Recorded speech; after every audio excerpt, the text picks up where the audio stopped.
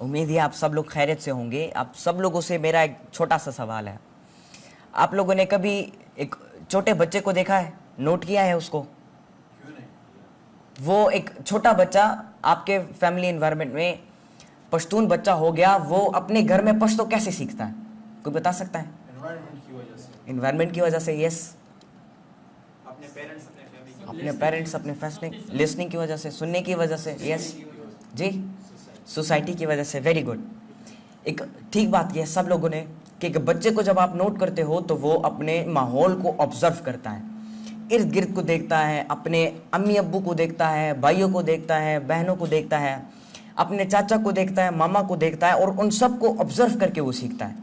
एक छोटा बच्चा सबसे पहले जब मम्मी पापा बोलने लगता है, वो क्यों बोलने लगता है? उसके भाई बहन आके कहते हैं ये आपकी अम्मी है, ये अब्बू है। उसके जो है अम्मी अब्बू आके कहते हैं मैं आपकी अम्मी हूँ, मैं अब्बू हूँ। इसी वजह से वो बच्चा वो वर्ड बार बार सुनता है, ऑब्जर्व करता है वो अपने एनवायरनमेंट को, कि मेरे माहौल में, मेरे इर्द गिर्द में क्या हो रहा है, कैसे हो रहा है और क्यों हो रहा है। ये तीन चीजें एक बच्चा अपने माहौल में ऑब्जर्व करके सीखता है।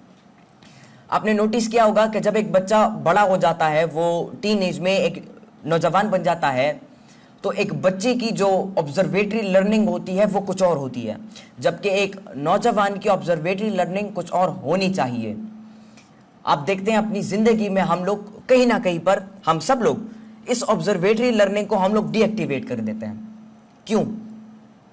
क्योंकि हम लोग डिपेंड करना शुरू कर देते हैं किस चीज पर? किताबों पर, लेक्चर्स पर, प्रैक्टिकल वर्क पर। बहुत सारे ऐसे लोग हैं ना, यूनिवर्सिटी में आप देखते हो लोग जो है किताबों को सजेस्ट करते हैं, भाईजान किताब पढ़ो, किताब पढ़ने से इतना इल्म आएगा, भाईजान उस टीचर का लेक्चर सुनो, उसके लेक्चर सुनने से इतना इल्म आपके पास आ जाए। ये भी ठीक है, लर्निंग के, सीखने के बहुत सारे तरीके हैं, और उनमें से जो बेहतरीन तरीका है वो है ऑब्जर्वेटरी लर्निंग का।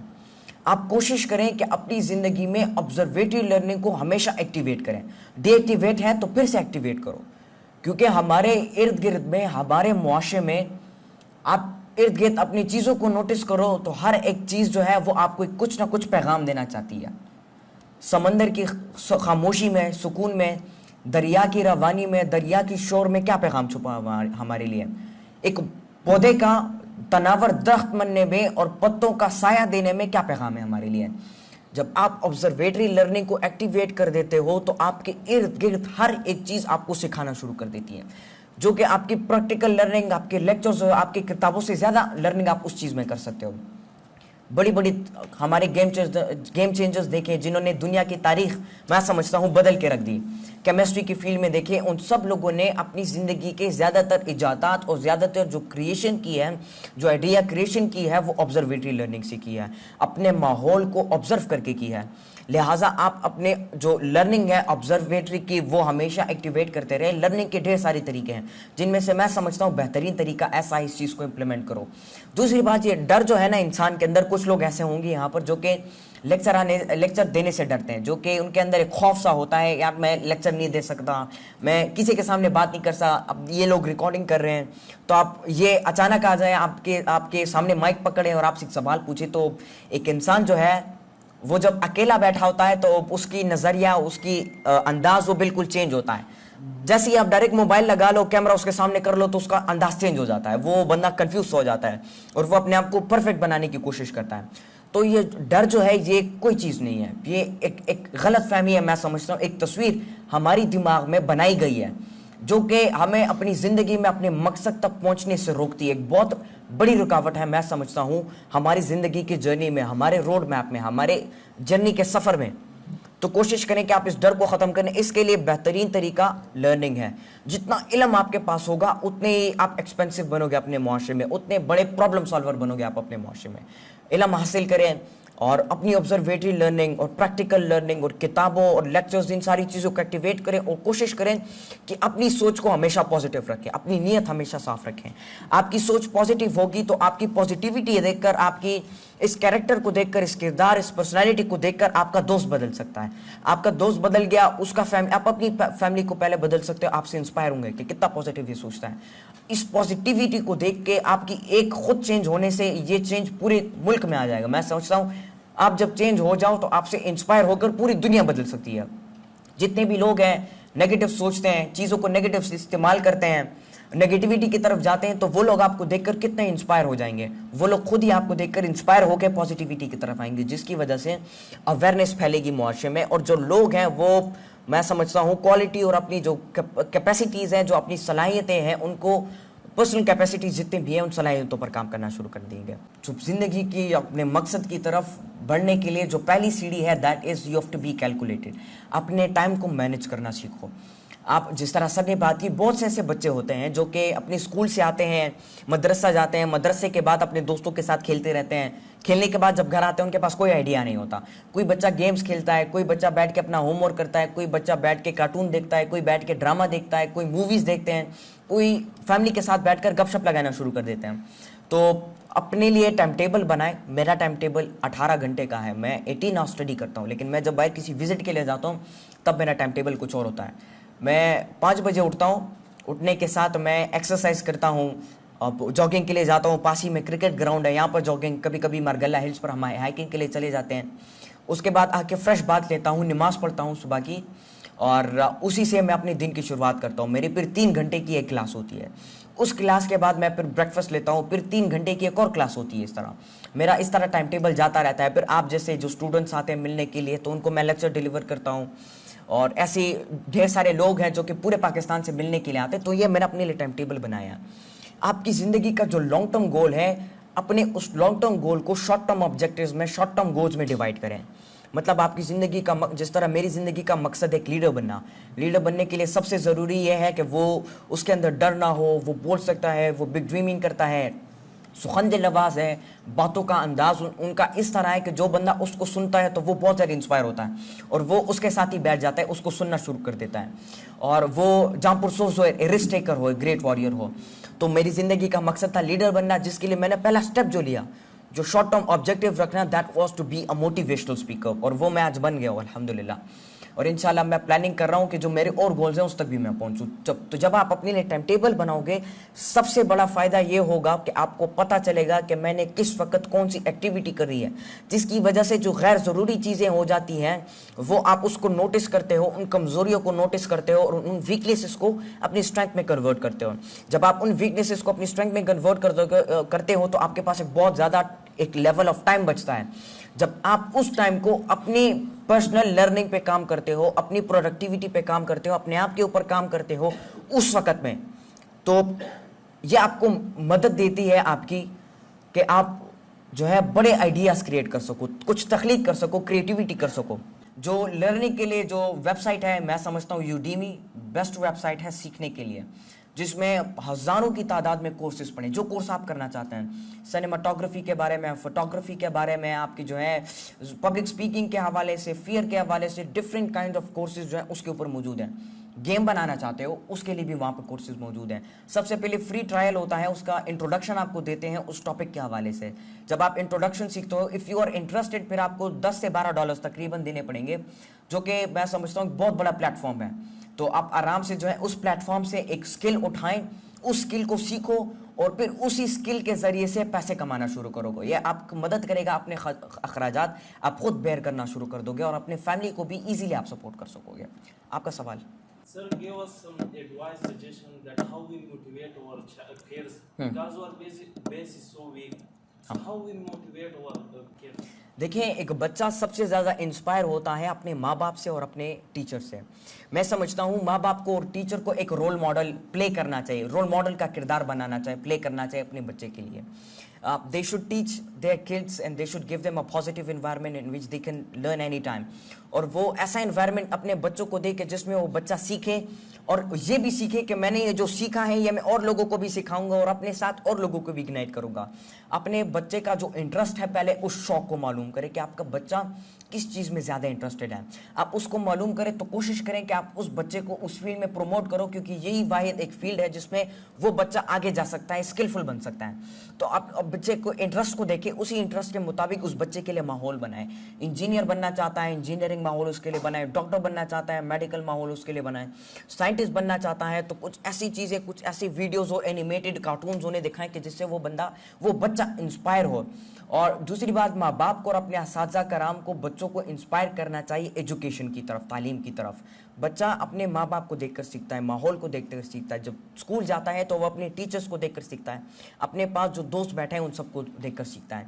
तो माँ बाप उनके लिए पॉजिटिव इन्वायरमेंट बनाएंगे तो वो बच्चा खुद ब खुद पॉजिटिव बनेगा। जिस तरह सर ने कैरेक्टर बिल्डिंग की बात की, कैरेक्टर बिल्ड तब होता है जब आपका माहौल ठीक होता है। तो बच्चे को आप प्रोडक्टिव माहौल दो, जिस तरह का माहौल आप उस बच्चे को दोगे तो उसी तरह का वो बिहेव करना शुरू। आप ज़्यादातर देखें हमारे पठान सोसाइटी, सिर्फ पठान में नहीं, बहुत ज़्यादा जगहों, बहुत ज़्यादा सोसाइटीज़ और जगहों पर ऐसा होता है कि खाने के टेबल पर जब पूरी फैमिली बैठी होती है तो खाने में थोड़ा जायका नहीं है तो अब्बू गुस्सा होता है, क्योंकि वो अपना बिजनेस भी चला रहे हैं। तो इतना टेंशन उस पर होता है कि वो खाने का पतीला उठा के फेंक देते हैं।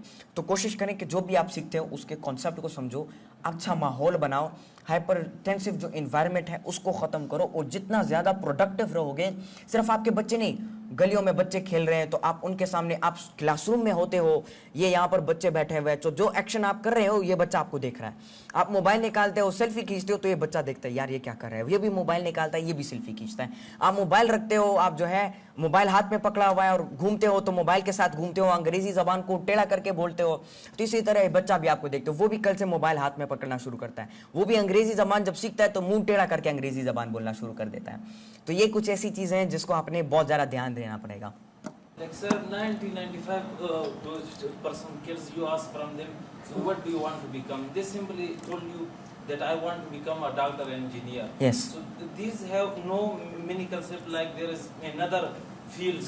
So Yeah. how we motivate to told them that there is another field, you go to this field. Like they not Exactly. suggest as our. Exactly, good question. It has become a trend in our society. All students and all are becoming doctor and engineer. क्योंकि हमारी society में एक concept ही ऐसा बना हुआ है कि बच्चा कुछ और बनना चाहता है, बच्चे के अंदर टैलेंट कुछ और है, बच्चा अपने टैलेंट को भी पहचान लेता है, लेकिन फिर भी उसके माँ बाप जोर करते हैं और उसको खींचते हैं उस फील्ड की तरफ, मेडिकल फील्ड की तरफ, इंजीनियरिंग फील्ड की तरफ। क्योंकि हमारा तालीमी निज़ाम ऐसा बनाया गया है कि जिससे निकलने वाला हर एक बंदा पैसा कमाने वाली मशीन बनती है। पीएचडी होल्डर्स को देखो, बंदा पीएचडी करता है तो कल को आपको एक ऑफिस की कतारों में मिलेगा, एक नौकरी के लिए कतारों में वो बंदा खड़ा होकर मिलेगा। क्यों? क्योंकि बंदे को पीएचडी करनी है, उसको मास्टर डिग्री हासिल करनी है। किस लिए? ताकि मैं अच्छी नौकरी कर सकूं, अच्छा जॉब कर सकूं। कुछ लोग ऐसे होते हैं जो कि अपनी इस फील्ड को सही तरीके से समझ पाते हैं, जिनको ऐसा एनवायरनमेंट मिला होता है कि वो अपनी फील्ड को सेलेक्ट करते हैं और उसमें बहुत आगे निकल जाते हैं। तो उन बच्चों को इंस्पायर करने के लिए, जो भी नेक्स्ट जनरेशन हमारी आ रही है ना, मैं अभी से माँ बाप को ये पैगाम देना चाहता हूँ कि अपने बच्चों के ऊपर सही काम करें, अपने आप के ऊपर सबसे पहले काम करें। जितना आप खुद काम करोगे तो उतना ही आपका बच्चा आपको देख के करेगा। आप देखें, मेरी लर्निंग को आप देखें, मैं किस तरह सीखता हूँ। मेरे टीचर्स बैठे हुए हैं आपस में, वो आपस में एक बात कर रहे हैं, वो आपस में एक टॉपिक को छेड़ रहे हैं। वो टॉपिक मैनेजमेंट के हवाले से, वो टॉपिक लोगों की जहनियत के हवाले से, वो टॉपिक लोगों के हवाले से। तो मैं उनको गौर से सुनता हूँ, मैं सुनता हूँ मेरे टीचर क्या बोल रहे हैं, मैं उनको सूखता हूँ, वो पॉइंट बोलते हैं, मैं उस पॉइंट को मेरे जहन में बैठ गया। अच्छा, हमारी सोसाइटी में ये काम होता है, अच्छा मैंने इस काम को, ये सॉल्यूशन है इस काम का, अच्छा इस काम का ये सॉल्यूशन है, मैंने इसको इस तरह से हल करना है, अच्छा मैंने अपने साथ और लोगों को भी यूनाइट करना है। तो मैं उनको देखकर मैं सीखता हूँ। तो जितना आप अपने आप के ऊपर काम करोगे और जितनी एक्शंस आप करोगे तो आपके उन एक्शंस को देखकर बच्चा आपको कॉपी करने की कोशिश करेगा। तो आप अपने बच्चे को इंटरेस्ट को देखो, क्योंकि बच्चा बचपन ही से वो बनना चाहता है डॉक्टर, वो बनना, फॉर एग्जाम्पल एक बच्चा बनना चाहता है साइंटिस्ट, या वो जो है एस्ट्रोनॉट बनना चाहता है। चाचा राशि सजोड़े दलवाड़े एस्ट्रोनॉट क्या फील्ड है, डॉक्टर बनो, डॉक्टर की फील्ड अच्छा है, इंजीनियर बनो, इंजीनियर की फील्ड अच्छा है, पैसा ज़्यादा मिलेगा। तो वो बच्चा इसको भी सुनता है, उसको भी सुनता है, सब कुछ सुनता है। तो उसके दिमाग में बात बैठ जाती है, यार ये डॉक्टर बनना, ये इंजीनियर बनना बहुत बड़ी बात है, आ जाओ मैं भी डॉक्टर और इंजीनियर बनता हूँ। इसलिए हर एक बच्चा डॉक्टर और इंजीनियर बनना है। जब आप अपने लिए एक मकसद सेलेक्ट करोगे और आप अपने इर्द गिर्द का माहौल ऐसा बनाओगे कि जिसमें आपको उसी मकसद से रिलेटेड बातें की जाए, सब लोग आपको उसी मकसद से सपोर्ट करें, तो मैं समझता हूं कि वही बच्चा उसी फील्ड में इतनी बड़ी क्रिएटिविटी कर देता है कि फिर दुनिया उसको याद रखती है। इससे There is proverb where there is no vision, people perish. So what is your opinion about this? Sorry, Where there is no vision, people perish, destroy. Okay, vanish, right. देखिए, विजन अपनी ज़िंदगी में सेलेक्ट करना एक बहुत अच्छी बात है। और सेकेंडली वो लोग जिनका ज़िंदगी में कोई मकसद नहीं है, देखिए उनकी मिसाल ऐसे ही है कि गाड़ी तो खेजे और द गाड़ी इस मंजिल निश्ता पता दर तनिश्ते चपका मारा वाले। सो मैं हर वक्त लोगों को ये पैगाम देना चाहता हूँ कि ज़िंदगी में एक मकसद होना बहुत ज़्यादा ज़रूरी है। बिना मकसद वाली ज़िंदगी किसी काफ़िले में रवाना हुए हो और उस काफ़िले की कोई मंजिल नहीं है। उसकी मिसाल इस तरह है। तो अपने आप को नॉलेजेबल बनाओ, अपने लिए कोई मकसद ज़िंदगी में सेलेक्ट करो, डरना कभी नहीं है। आपको आए कोई डिमोटिवेट करे कुछ नहीं, उसको देखो, उसको स्माइल दो और आगे अपने काम की तरफ बढ़ जाओ। अगर आपको बंदा आता है और आपको बैड वर्ड्स कहता है तो आप उसको देखो, उसको एक स्माइल दो और अपने सफ़र की तरफ निकल जाओ। देखें, हमारी जो ज़िंदगी है वो पूरी इम्तिहानों से भरी है। मैंने जो अपना पहला लेक्चर दिया था पेशावर यूनिवर्सिटी में, तो इसमें मैंने ये बात की थी कि हमारी ज़िंदगी में हर एक लम्हा, हर एक वक्त हमारे लिए एक चैलेंज है। बच्चा चलना सीखता है, चलना उसके लिए एक चैलेंज होता है, बोलना उसके लिए एक चैलेंज होता है, स्टडी करना उसके लिए एक चैलेंज होता है, टीचर को समझना उसके लिए चैलेंज होता है। आप लोग यहाँ पे बैठे हो, मेरी बातों को समझना एक चैलेंज है। यहाँ पर आके स्टेज पे डिलीवर करना एक चैलेंज है। हर एक चीज़ जो कि हमारी ज़िंदगी में इंक्लूडेड है वो एक चैलेंज है हमारे लिए। तो आप कभी भी चैलेंज से ना डरो। जब भी कोई चैलेंज आए तो आप उसके सामने खड़े हो, you have to say that I can overcome this challenge. और आपने काम करना होगा कि मैं इस चैलेंज को कैसे मैं कैसे आगे निकल जाऊं, मैं कैसे जीत जाऊं अपनी ज़िंदगी में। हमारे नौजवानों को हम देखते हैं खुद मेहनत करते हैं, वो खूब चैलेंजेस को जो है सॉल्यूशंस निकालते हैं, उसको हल करते हैं। लेकिन at the end of the day वो जब फेलियर्स के पहाड़ पर पहुंच जाते हैं, टॉप पर पहुंच जाते हैं, जहां से उनकी कामयाबी शुरू होनी है, लेकिन वो उसी टॉप पर हार जाते हैं। वो हार मान लेते हैं, कहते हैं मैंने और अपनी ज़िंदगी में नहीं करना, मैंने बहुत कोशिश कर लिया, मैं और नहीं करूँगा। जब आप साफ नीयत रखोगे और जब आप ये तमाम मॉडिफिकेशंस अपनी ज़िंदगी में ले आओगे तो नेचर जो है वो आपको ढेर सारे प्लेटफॉर्म से जो है वो नवाजेगा। ढेर सारे प्लेटफॉर्म्स आपके सामने आएंगे। कुछ लोग ऐसे होते हैं हमारी सोसाइटी में जो कि कहते हैं कि हमें अपॉर्चुनिटी मिल रही, सर आप हमें बताएं हमारे पास अपॉर्चुनिटी नहीं है तो हम कैसे काम करें। वक्त एक बहुत बड़ी अपॉर्चुनिटी है, ये वक्त एक बहुत बड़ी नेमत है अल्लाह ताला की। अपने इस वक्त को उठाओ, इसको अपने आप पे इन्वेस्ट करो, अपने लिए खुद एक अपॉर्चुनिटी बनाओ। जब आप उस वक्त को अपने आप पे इन्वेस्टमेंट करोगे तो मैं समझता हूँ ये आपकी दुनिया की, आपकी ज़िंदगी की सबसे बड़ी इन्वेस्टमेंट है आपके लिए। तो उस वक्त को इन्वेस्ट करो अपने आप पे, अपने लिए अपॉर्चुनिटी खुद बनाओ। देखो आपकी ज़िंदगी में मकसद होगा और उस मकसद को आप शॉर्ट टर्म गोल्स में भी डिवाइड कर सकोगे और आप इजीली अपने मकसद तक पहुंच जाओगे। लोग आपको फिर प्रॉब्लम सॉल्वर समझना शुरू करेंगे। आप कब से कुछ सवाल सोच रहे हैं, मैं आपको नोट कर रहा हूँ। एक मिनट, उन्होंने बहुत पहले से प्लानिंग की हुई है। If a person he wants to do something but there are some problem in his life and some people said you can't do this thing and that person also think I can't do this thing, so how we can finish this thing? देखिए, इंसान के लिए सबसे बड़ी challenge होती है कि उसके सोसाइटी में जो लोग हैं जो कि उसके अगेंस्ट हैं, जो कि उसको डिमोटिवेट करने की कोशिश करते हैं, वो बंदा उस चैलेंज को पार कर पाए, उस चैलेंज को जो है टैकल कर पाए। जब आपको कोई बंदा डिमोटिवेट करता है, जिस तरह मैंने बात की, आप उसकी तरफ देखो, उसको स्माइल करो, आगे निकल जाओ। क्योंकि ये जो बंदे नेगेटिव सोचते हो, जो बंदे डिमोटिवेट करते हैं, हमेशा ये बात अपनी जहन में बैठा लो। जो बंदा भी आके आपको कहता है यार तो गलत करके दा कर मको टेम्स आया के नोर दसे कारू ना के, आप सिंपली ये समझ लो कि इस बंदे का, इस बेचारे का जिंदगी में कोई मकसद नहीं है और ये और लोगों को भी नहीं चाहता कि उनकी जिंदगी में भी कोई मकसद हो। आप सिंपली उस बंदे को बिठाओ, उस भाईजान को इंस्पायर करने की कोशिश करो कि भाईजान आप ये जो बोल रहे हो, मैं आपके साथ थोड़ा सा प्रॉब्लम है, मैं डिस्कस करना चाहता हूँ। या उस बंदे को बैठ के बैठाओ, उसको थोड़ा सा इंस्पायर करो, उसको बताने की कोशिश करो, क्योंकि यही बंदा मैं समझता हूँ आपकी जिंदगी के लिए सबसे बड़ा चैलेंज है। और सबसे बड़ा एक अच्छा काम यही होगा कि आप इसको बिठाओ, इसको समझाने की कोशिश करो।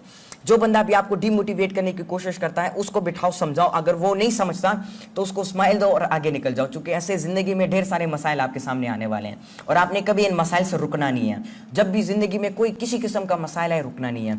गरीब हो, पैसे नहीं है, लैपटॉप नहीं है, कंप्यूटर नहीं है, इंटरनेट नहीं है, 4G नहीं है, कुछ भी नहीं है, कोई मसला नहीं। इकबाल रहमतुल्लाह कहते हैं कि खुदीना बेस गरीबी में नाम पैदा कर। जो वसाइल अल्लाह ताला ने आपको दिए, एक किताब है और एक कलम है आपके हाथ में, आप एक कलम और एक किताब से पूरी दुनिया की तकदीर बदल सकते हैं। इस बात को अपने जहनों में बैठाएं और अपने लिए एक मकसद बनाएं कि मेरे पास खैर है कोई सहूलत नहीं है, अल्लाह ताला ने जो सहूलत आपको दी है, आप ये सोचो कि जो फैसिलिटीज़ मुझे ऑलरेडी मिली है इसको मैं यूटिलाइज करूँगा, इसको मैं प्रोडक्टिवली यूटिलाइज करूँ तो अल्लाह ताला मुझे अपनी और रहमतों से नवाजेगा। अल्लाह ताला आपके लिए और रास्ते जो है आगे साफ करेगा, आपके लिए खोलेगा। अल्लाह ताला के साथ एक स्पिरिचुअल एक राब्ता बनाना बहुत ज़्यादा ज़रूरी है। कोशिश करें कि आप एक अकाउंट बनाएं अपना अल्लाह ताला के साथ, कि जिसमें आप 1 लाख डालते हो तो बदले में आपको 10 लाख मिलते हैं। तो आप कोशिश करें एक अकाउंट अल्लाह ताला के साथ बनाएं, अपना एक स्पिरिचुअल राब्ता बनाएं। जो बादशाह की आप सोचते हो, मिलने की ख्वाहिश करते हो, उस बादशाह का बादशाह वो है, तमाम बादशाहों का वो बादशाह है। तो आप उसके साथ रब्ता बनाओगे तो वो आपके लिए ज़िंदगी में तमाम रास्ते आसान करेगा, आपको समझाएगा भी, आपको गाइड करेगा और आपको बुरी चीज़ों से आपको हमेशा बचाएगा और आपके लिए ज़िंदगी में जितने भी रास्ते हैं वो सारे साफ करेगा। जब भी ज़िंदगी में कोई मुश्किल आती है, गलती करते हो या नाकाम होते हो, तो समझ लो ये मेरे लिए एक बहुत बड़ी अपॉर्चुनिटी है। जब भी आप नाकाम होते हो तो ये बात समझो एक बहुत बड़ी अपॉर्चुनिटी है अपने आप को चेंज करने की, क्योंकि आप गलती से आप नहीं सीखते हो, आप अपनी अपॉर्चुनिटी से सीखते हो। ये आप अपॉर्चुनिटी आपको मिलती है, आप नाकाम हुए तो आप इस बात को देखो कि यार मैंने कौन सी गलती की, किस गलती की वजह से मैं पीछे रह गया। इससे फ़ायदा ये होगा कि आपकी एक और वीकनेस कम हो जाती है, आपके अंदर एक और स्किल का इजाफा होता है और आपके पास एक और फील्ड का नॉलेज आ जाता है, जिसकी वजह से आप प्रॉब्लम सॉल्वर बनते हो। मैंने पहले भी कहा कि प्रॉब्लम सॉल्वर को मुआशरे में बहुत ज़्यादा इज्जत दी जाती है, जिनको हम बुजुर्ग कहते हैं। एक आखिरी सवाल है। अच्छा जी, I just want to ask you one question. What is the main reason of resting with China sorry. nowadays? What is the main reason? देखिए, मैं समझता हूँ बहुत से लोग हैं दुनिया में डिफरेंट किस्म के माइंड सेट से, सब लोग अलग अलग सोचते हैं। कुछ लोग जो है सोशल मीडिया में अपना टाइम वेस्ट कर रहे हैं, कुछ लोग जो है ना पढ़ने में अपना टाइम वेस्ट कर रहे हैं, कुछ लोग पढ़ तो रहे हैं लेकिन सही तरीके से पढ़ नहीं रहे हैं, उसमें अपना टाइम वेस्ट कर रहे हैं, कुछ लोग स्कूल जा रहे हैं, कॉलेज जा रहे हैं, यूनिवर्सिटी जा रहे हैं, इंटरेस्ट नहीं है उनका।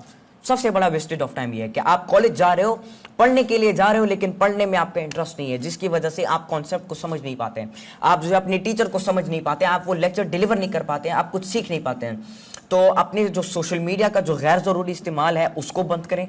आप अपने कमरे में अकेले बैठ जाओ, सिंपली तरीका, कागज़ उठाओ, पेन उठाओ, अपने कमरे में बैठ जाओ, दरवाज़ा लॉक करो, सोचो थोड़ी देर के लिए सोचो कि मेरे अंदर कौन कौन सी बुरी क्वालिटीज़ है, मेरे अंदर कौन कौन सी ऐसी चीज़ें हैं जो कि मुझे आगे बढ़ने से रोक रही है, वीकनेसेस कौन कौन सी है मेरी चीज़ें। जब आप इन चीज़ों को नोटिस करोगे तो फिर कोशिश करो कि आप अपनी इन ही वीकनेसेस को अपनी स्ट्रेंथ में बदलो। आपके पास बहुत ज़्यादा टाइम बच जाएगा, जिसको जब आप अपने आप पे इन्वेस्ट करोगे तो आपके लिए ढेर सारे रास्ते ज़िंदगी में खुल सकते हैं। एक्सक्यूज मी ब्रदर, इस आप सोच रहे होंगे कि मैं इस मकाम पर खड़ा हूँ, मैं इतना, तो आप तो ये सोच रहे हैं कि आपके पीछे जो है ना टीचर्स के हाथ हाँ। होंगे, आपकी अपनी मेहनत होगी, लेकिन इसकी सबसे बड़ी जो चीज़ है आपके पीछे जो है ना, आपके सबसे बड़ी पीछे जो है ना वो पैसा है। अच्छा, ऐसे बच्चे गरीब होंगे, ऐसे लड़के होंगे जिसके पास एक दिन के लिए खाना होता है, दूसरे दिन के लिए नहीं होता, ऐसे भी लोग होते हैं जी। ना, अपनी पैसे की वजह से अपनी तालीम छोड़ देते हैं। आप जी। इसके बारे में जरा बता दीजिए कि देखें, जितने लोग भी सोचते हैं ना कि मेरे पीछे पैसा है, ये मैं समझता हूँ ये बेचारे कुछ कर नहीं सकते अपनी ज़िंदगी में। सेकेंडली, जो भी ये सोचता है मैं उन सबको ये बताना चाहता हूँ, देखिए पैसा is not the thing, money is not the thing. पैसा आपके हाथ में है तो ये बात गलत है कि आप सब कुछ कर सकते हो। आप लोग गरीब किस चीज़ को कहते हो? गरीब कौन है? एक्सप्लेन। जिसके पास ईमान कमज़ोर हो, यस वेरी गुड, जिसके पास कलमा ना हो सबसे बड़ा कलमा ना हो, सबसे बड़ा गरीब है। और एक वक्त का खाना मिले, दूसरे का पता नहीं। ठीक है, हमारे मुआशरे में आप देखें तो जर्नली बहुत अच्छी सोच है आप लोगों की, लेकिन कुछ लोग ऐसे होते हैं जो सोचते हैं जो गरीब है, जिसके पास पैसे नहीं है, फटे हुए कपड़े हैं, जो भीख मांग रहे हैं, ये गरीब है। ये गलत बात है। दुनिया का सबसे गरीब बंदा वो है जिसके पास इल्म नहीं है कुछ करने के लिए। तो ये जो लोग भी ये सोचते हैं ना, ये गलत बात है। आप देखिए दुनिया के जितने भी बड़े बड़े लोग हैं, इन्होंने गरीबी में नाम पैदा किया है। इन्होंने जो है कोई यूनिवर्सिटी, कोई कॉलेज से डिग्री नहीं ली। सब कुछ छोड़ो, दुनिया को सब कुछ छोड़ो, हमारे असहाबा कराम, हज़रत उमर फारूक रज़ी अल्लाह ताला अन्हु ने किस यूनिवर्सिटी से डिग्री ली थी? ठीक बात है।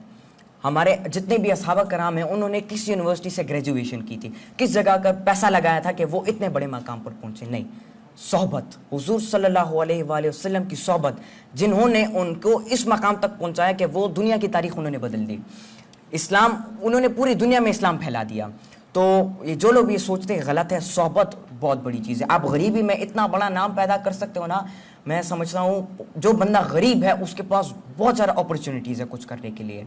और आप ये देखें, अल्लाह ताला कुरान मजीद में फरमाते हैं मैंने हर चीज़ को जोड़ों में पैदा किया। आप जितना गरीब हो और जितना गरीबों के साथ बैठोगे, जितना खिदमत खल करोगे, उसका जोड़ा ऊपर बनेगा कि अल्लाह ताला आपको बादशाहों के साथ बैठाएगा। उसका जोड़ा ऊपर बनेगा कि आपको अल्लाह ताला बड़ा मकाम तक पहुँचाएगा। मैंने अपनी ज़िंदगी में, मेरे टीचर ने मुझे बताया कि अल्लाह ने हर चीज़ को जोड़ों में पैदा किया है।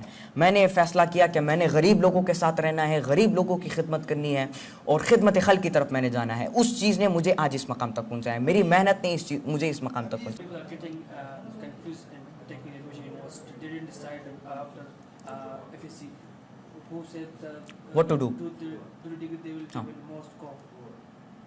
How to handle that? देखिए, मैंने जैसे बताया कि आप अपनी ज़िंदगी के अपने शौक़ को देखो, आप किस फील्ड में जाना चाहते हो। आपका क्या शौक है, आप क्या करना चाहते हो? BSc इंग्लिश और इंग्लिश में PhD कर रहा हूँ। PhD करें, आपका शौक है, आपका इंटरेस्ट है, दिल से आप करना चाहते हो। एक इंसान अपनी ज़िंदगी में उस फील्ड में आगे जा पाता है जिसमें उसका अपना इंटरेस्ट होता है, क्योंकि आप जिस फील्ड में होते हो उसमें आपका कोई शौक नहीं है तो आप जितनी भी मेहनत करो आप आगे नहीं बढ़ सकते हैं। स्कूल में बच्चों को देखिए, कुछ बच्चों का स्कूल में जाना शौक होता है, स्कूल जाना शौक होता है, कुछ बच्चों का नहीं होता, लिहाजा वो जाते हैं, ज़बरदस्ती क्लासरूम में बैठते हैं और टीचर को सुनते हैं। वो सुनते नहीं है, सिर्फ टीचर जो लिखता है उसको नोट करते हैं कॉपी में बंद, फिर जब एग्जाम्स आते हैं तब उस कॉपी को खोलता है। तो एक बच्चा FSC में मैट्रिक के बाद अपनी ज़िंदगी का मकसद इसीलिए सेलेक्ट नहीं कर पाता क्योंकि उसको बचपन से स्कूल में एक ऐसा कॉन्सेप्ट नहीं दिया जाता कि आप अपनी ज़िंदगी में इन फील्ड्स पे काम कर सकते हो और आपका अपना इंटरेस्ट है, आप जिस फील्ड में जाना चाहते हो उसमें सेलेक्ट करो, उसके रेलेवेंट केस स्टडीज करो, उस फील्ड के अंदर झांको, उसके डेप्थ में जाओ, उसको क्या कहते हैं होता जानो जाओ उस फील्ड में, उसको देखो, आप उसमें किताबें पढ़ो, आप डिफरेंट नॉलेज हासिल करो। जितना जब आप बड़े होगे ना आपके पास इतना ज़्यादा नॉलेज होगा कि आप जिस भी फील्ड में कदम रखोगे आप उसके उरूज तक पहुंचोगे। तो पहले से ही अपने आप के लिए एक कॉन्सेप्ट बनाए, पहले से ही मैं समझता हूं कि अपने लिए छोटी उम्र में ही अपने लिए मकसद सेलेक्ट करें, क्योंकि दुनिया में तारीख उन लोगों ने बदली है जिन्होंने अपने मकसद की शुरुआत वक्त से पहले ली है। जितने भी हमारे प्राइम मिनिस्टर साहब इमरान खान, उन्होंने 9 साल की उम्र में ये फैसला लिया था कि मैंने आगे जाके स्पोर्ट्समैन बनना है और अपनी कंट्री के लिए वर्ल्ड कप जीतना है। तो उन्होंने बचपन में ये फैसला किया था, मेहनत की और आज जाके उन्होंने वर्ल्ड कप भी जीता, आज हमारे प्राइम मिनिस्टर हैं। तो आप अपने छोटी उम्र में ही अपने आप के लिए फैसला करें, अपने लिए कॉन्सेप्ट बनाएं कि मैंने अपनी जिंदगी में ये करना है, उस कॉन्सेप्ट को लेकर चलो। आपको बंदा जो भी कहता है, खींचने की कोशिश करता है, आपका पैर पे कुल्हाड़ी मारता है, आपको डिमोटिवेट करता है, आपको आगे जाने नहीं देता, आप उसको ना देखो। मैंने क्या बताया, अपने टाइम को अपने आप पे इन्वेस्ट करो। जब आप ये चीज़ करोगे तो आपका कॉन्सेप्ट भी रहेगा और आप अपने मकसद में आगे पहुंच जाओगे। लेकिन कभी भी अपनी ज़िंदगी में हार नहीं माना, हमेशा अपनी ज़िंदगी में साफ नीयत के साथ, सच्चाई के साथ और मेहनत और खुलूस के साथ आगे बढ़ना है। आप सच बोलोगे तो नेचर आपके साथ सच होगी, नेचर आपके साथ सच्चाई करेगी। जो काम आप लोग कर रहे हो ना, ये एक फ्रीक्वेंसी टाइप बन रही है आपकी, और वही फ्रीक्वेंसी को देखकर नेचर, कुदरत, जो निज़ाम अल्लाह ताला ने बनाया है वो आपकी उस फ्रीक्वेंसी को देखता है और उसी फ्रीक्वेंसी के मुताबिक आपको आपकी ज़िंदगी का, आपके उस मकाम तक आपको पहुंचा देता है, आपकी मंजिल तक आपको पहुंचा देता है। बहुत बहुत शुक्रिया आप सब लोगों का, बहुत बेहतरीन सेशन हुआ यहाँ पर और उम्मीद है इंशाल्लाह दोबारा मुलाकात होगी आप सबसे। बहुत बहुत शुक्रिया, थैंक यू, अस्सलाम वालेकुम।